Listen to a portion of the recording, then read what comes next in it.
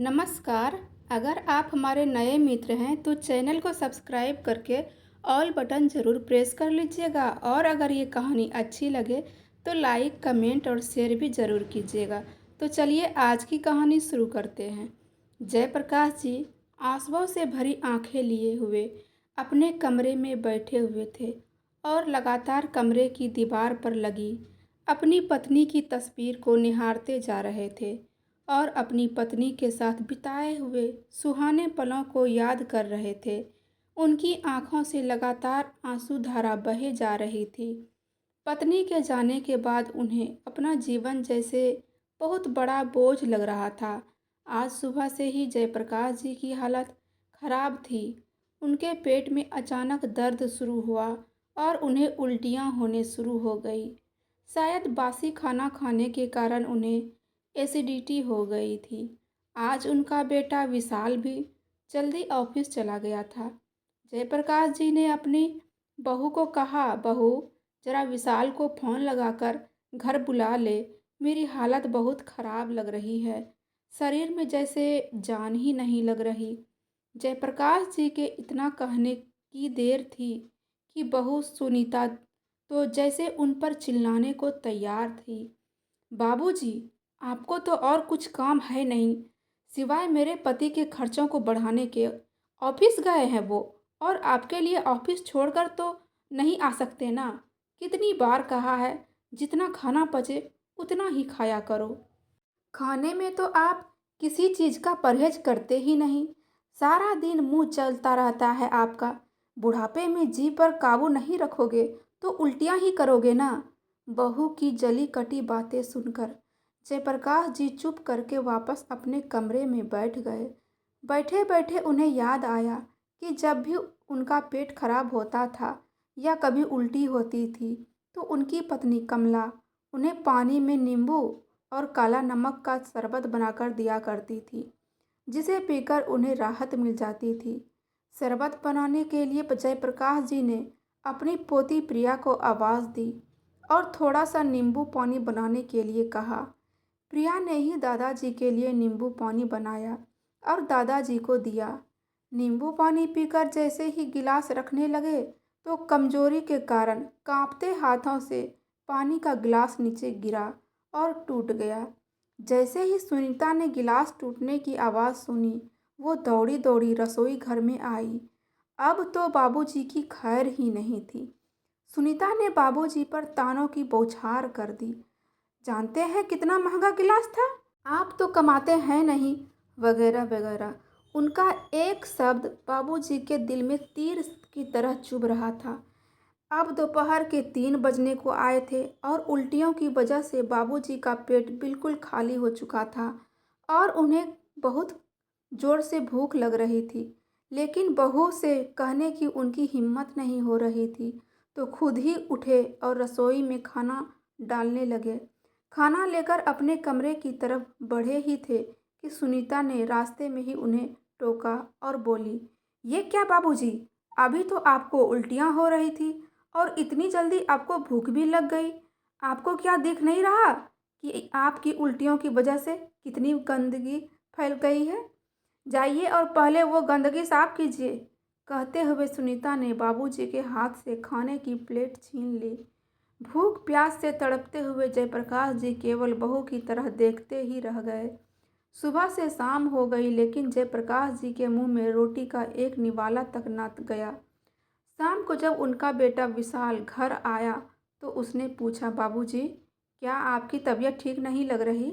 जयप्रकाश जी ने उन्हें अपना हाल सुनाया तो विशाल बोला, तो आप मुझे बताते, मैं आपको डॉक्टर के पास ले चलता। बेटा, वो बहू कह रही थी कि जैसे ही जयप्रकाश जी कुछ बोलने को हुए तभी उनकी बहू सुनीता उनकी तरफ देखकर घूरने लगी। जयप्रकाश जी वहीं चुप हो गए। बाबूजी, आप कुछ कह रहे थे, बोलिए ना, क्या बोलना चाहते थे आप? विशाल ने अपने बाबूजी से जानना चाहा। बेटा, मैं वो कह रहा था कि मेरी दवाई ख़त्म हो गई है। जब तुम कल शाम को ऑफिस से आओगे तो लेते आना। अरे बाबूजी, आपकी दवाई तो मैं 2 दिन पहले ही ले आया था। मैंने सुनीता को दे दी थी। सुनीता, तुमने बाबूजी को दवाई क्यों नहीं दी? विशाल ने अपनी पत्नी को आवाज़ लगाते हुए कहा। सुनीता दौड़कर आई और बोली, जी मैं वो काम में भूल गई थी, अभी लेकर आती हूँ। बाबूजी ने मुझसे तो पूछा ही नहीं। अगले दिन सुबह विशाल उठा तो उसने देखा कि रसोई घर में बाबूजी बर्तन धो रहे हैं। विशाल ने कहा, बाबूजी ये क्या कर रहे हैं आप? तो बाबूजी बोले, अरे दिल बहलाने के लिए थोड़ा सा काम कर लेता हूँ, मैं अपनी खुशी से कर रहा हूँ। ये सुनकर विशाल चुप हो गया। जब विशाल तैयार होकर ऑफिस के लिए निकल गया तो सुनीता बाबूजी से बोली, अच्छा तो दवाइयाँ ना मिलने पर आप मेरी उनसे शिकायत कर रहे थे और आज उनके सामने ही बर्तन धोने शुरू हो गए। थोड़ी देर के लिए रुक नहीं सकते थे आप? दिखाना जरूरी था कि मैं आपसे घर का काम करवाती हूँ। तो ठीक है, आपकी आज भी खाने से छुट्टी। ये सुनकर जयप्रकाश जी बहू के आगे हाथ जोड़कर गिड़गिड़ाने लगे और बोले, बहू 2 दिन हो गए मुझे खाना खाए हुए, भूख के मारे जान निकली जा रही है, खाने के लिए 2 रोटी तो दे दो। कहते हुए जयप्रकाश जी की आंखों से आंसू धारा बहने लगी। सुनीता ने थोड़ी सी दया दिखाते हुए जयप्रकाश जी को रात की पड़ी बासी रोटी दे दी और साथ में उनके आगे चाय रखते हुए बोली, ये लो, आज तो आपको रोटी और चाय दे रही हूँ, लेकिन आगे से आपने किसी से कोई भी शिकायत करने की कोशिश की तो अपना अंजाम सोच लीजिएगा। यह कहकर सुनीता तैयार होकर अपनी किट्टी पार्टी में चली गई।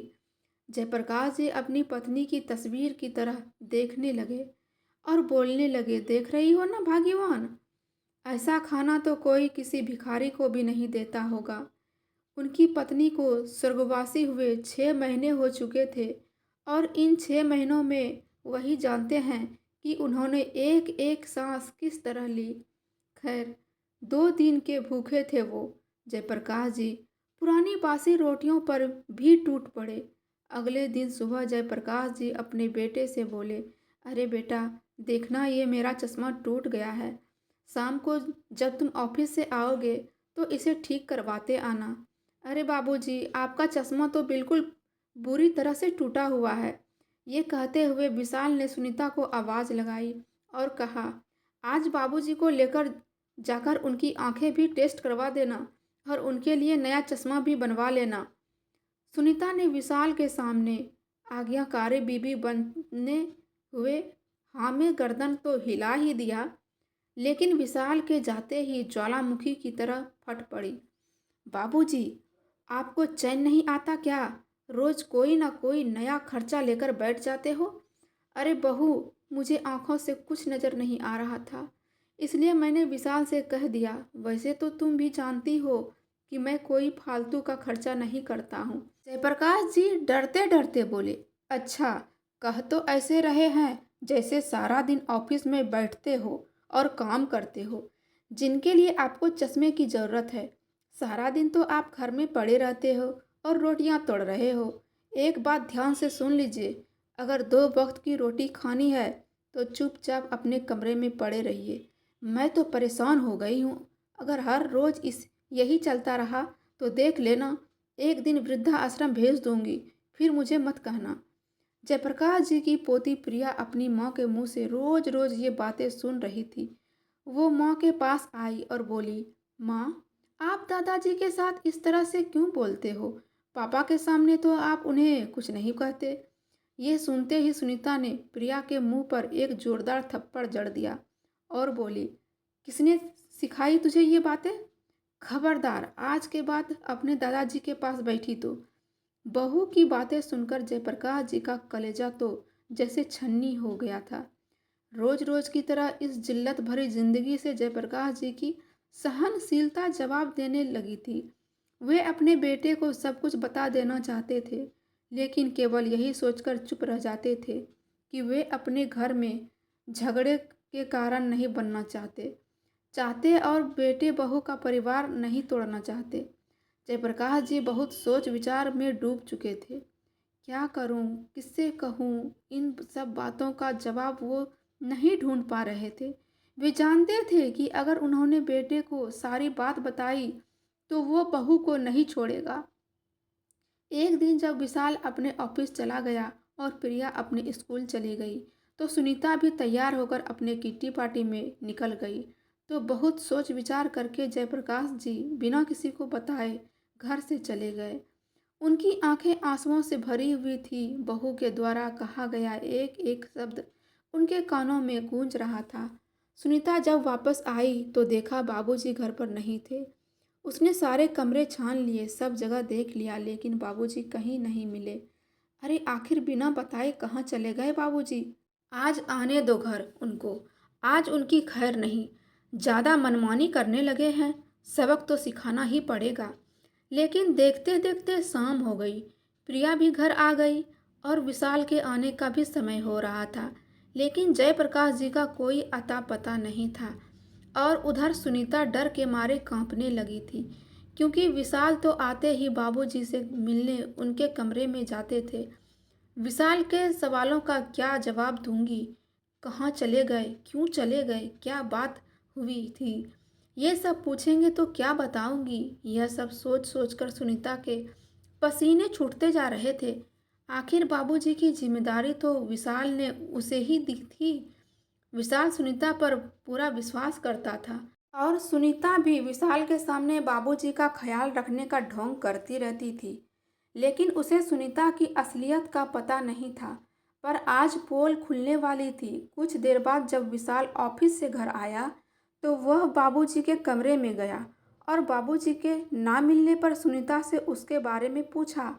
सुनीता कांपते हुए बोली, वो आज बाबूजी पता नहीं सुबह से ही कहाँ चले गए हैं। क्या मतलब है तुम्हारा?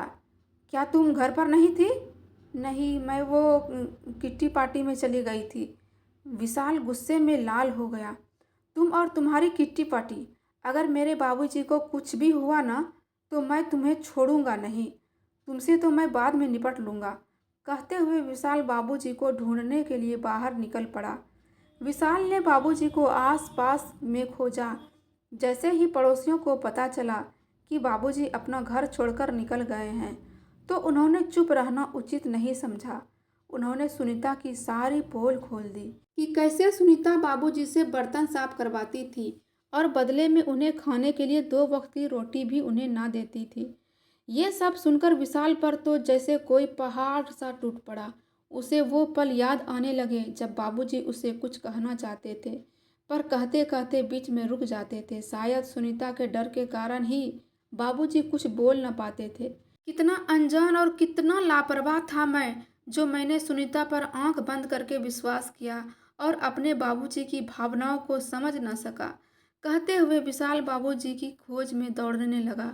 अचानक उसे ख्याल आया कि बाबूजी अपने गांव जाने के लिए निकले होंगे और हो ना हो वो रेलवे स्टेशन पर ही मिलेंगे। विशाल दौड़ते दौड़ते रेलवे स्टेशन तक पहुंचा, लेकिन वहां जाकर भी उसे बाबूजी कहीं ना दिखे।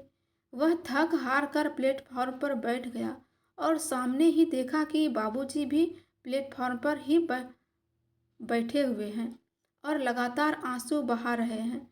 उन्हें रोता देखकर विशाल को अपने दिल पर 100 छुरियां चलने बराबर दर्द महसूस हुआ। जो बाबूजी कभी आत्म स्वाभिमान के साथ रहा करते थे, वो आज मेरे कारण इस अवस्था में पहुंच गए हैं। विशाल भागकर अपने बाबूजी के पास पहुंचा। बाबूजी को देखकर उनके गले लग पड़ा और फूट फूट कर रोने लगा। बेटे को देखकर जयप्रकाश जी भी अपने आप को संभाल न पाए और अपने दिल का गुबार बेटे के आगे उन्होंने खाली कर दिया। पिताजी, मैं सब जान गया हूँ कि सुनीता ने आपके साथ कैसा व्यवहार किया, आप पर कितना अत्याचार किया, लेकिन आप आज तक चुप क्यों थे, ये भी मैं जान गया हूँ। आज तक जो हुआ सो हुआ, आज के बाद ऐसा नहीं होगा। सुनीता ने आपको जो घाव दिए हैं, उस एक एक घाव का हिसाब तो उसे देना ही पड़ेगा। पिताजी, अब आप मेरे साथ घर चलिए। विशाल अपने बाबूजी का हाथ पकड़कर घर की तरफ लेकर जाने लगा, तो जयप्रकाश जी ने घर जाने से मना कर दिया। नहीं बेटा, मैं तुम्हारे और बहू के बीच झगड़े का कारण नहीं बनना चाहता। मैं चाहता हूँ कि तुम दोनों सुखी रहो। मेरा आशीर्वाद सदा तुम्हारे साथ है। पर मैं घर वापस नहीं जाऊंगा बेटा। विशाल किसी तरह बाबूजी को मनाकर घर वापस लेकर आया। घर आते ही सुनीता को देखकर विशाल का खून खौल गया। विशाल ने सुनीता से कोई सवाल नहीं किया, ना ही उसे कुछ बोलने का मौका दिया। घर आते ही उसके मुंह पर 4 थप्पड़ जड़ दिए। आज ये नज़ारा उनके पड़ोसी भी देख रहे थे, पर किसी ने आकर विशाल को नहीं रोका। विशाल का गुस्सा देखकर सुनीता के होश ही उड़ गए थे। उनका चेहरा गुस्से में लाल हो गया था और वह आज सुनीता को नहीं छोड़ने वाला, ये साफ साफ नज़र आ रहा था। जलील औरत, मैंने तो तुझ पर विश्वास किया था, अपने बाबूजी को तेरे हवाले छोड़ा था और तूने मेरे विश्वास का गलत फ़ायदा उठाया। मैं तो यही सोचता था कि मेरे बाबूजी घर पर रहकर बहुत खुश हैं, लेकिन नहीं, तुमने तो उनका जीना बदतर कर दिया था और मेरे सामने उनका ख्याल रखने का ढोंग करती थी। जितना दुख तुमने मेरे बाबूजी को दिया है, उससे मैं ब्याज समेत तुझसे वापस लूँगा। समझ लो तुम अभी इसी वक्त मेरे घर से बाहर निकल जाओ। विशाल ने सुनीता के मायके में फ़ोन लगाया और उनकी माँ को बोला कि आज मैं आपकी बेटी से सारे रिश्ते ख़त्म करता हूँ। आइए और अपनी बेटी को ले जाइए, मुझे इसकी कोई आवश्यकता नहीं है। और हाँ, मेरी बेटी प्रिया मेरे साथ रहेगी। तलाक का नोटिस मैं आपके घर पहुँचवा दूँगा। विशाल ने जो किया वह देखकर सुनीता हक्की बक्की रह गई। जयप्रकाश जी बोले, बेटा गुस्सा शांत करो और मेरी बात ध्यान से सुनो। तुम्हें मेरी वजह से अपनी पत्नी से रिश्ता नहीं तोड़ना चाहिए। अब तुम पति पत्नी ही नहीं, माता पिता भी हो। सोचो तुम्हारी बेटी पर क्या गुजरेगी। मेरा क्या है, मैं तो कहीं भी रह लूँगा। नहीं नहीं बाबूजी, नहीं, यह घर सबसे पहले आपका है। इस घर के मालिक आप हो और ये घर आपसे कोई नहीं छीन सकता। अगर कोई घर छोड़कर जाएगा तो वो सुनीता होगी।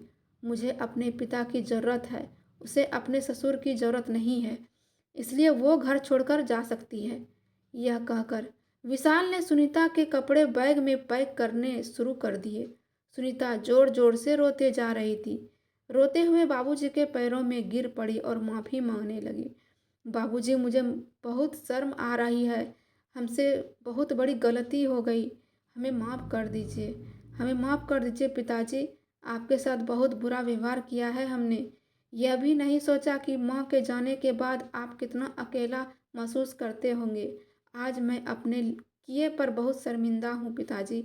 आज सुनीता उन्हीं बाबूजी से अपने किए कर्मों की माफ़ी मांग रही थी, जिनके साथ कभी नौकरों की तरह व्यवहार किया करती थी। जयप्रकाश जी बहू से बोले, बहू, विशाल मेरा इकलौता बेटा है और मैं उसके जीवन में कभी दुख नहीं देखना चाहता। जो हो गया सो हो गया, लेकिन मैं अपने बेटे का घर टूटते हुए नहीं देखना चाहता, इसलिए मैंने तुझे माफ़ कर दिया है। देख निर्लज, मेरे बाबूजी का दिल कितना बड़ा है, तूने इस पर कितने जुल्म ढाए, फिर भी उन्होंने तुझे माफ़ कर दिया। उस दिन से बहू के व्यवहार में जमीन आसमान का परिवर्तन आ गया। अगले दिन सुनीता बाबूजी के कमरे में आई और बोली, बाबूजी आपकी चाय। चाय रखकर सुनीता ने बाबूजी का आशीर्वाद लिया। आज बाबूजी अपनी पत्नी की तस्वीर के सामने सुकून से बैठे थे और खूब सेवा करवा रहे थे। आज उनकी सारी चिंताएं दूर हो गई थी। उनकी पत्नी की मृत्यु के बाद आज पहली बार ऐसा हुआ था कि वह सुकून की सांस ले पा रहे थे और यही दुआ कर रहे थे कि भगवान हर माता पिता को विशाल जैसी औलाद दे। तो दोस्तों, यह थी आज की शिक्षाप्रद स्टोरी। आपको कैसी लगी कमेंट बॉक्स में ज़रूर बताइएगा। तो फिर मिलते हैं एक नई कहानी के साथ। तब तक के लिए हंसते रहिए, मुस्कुराते रहिए, खुश रहिए। हर हर महादेव।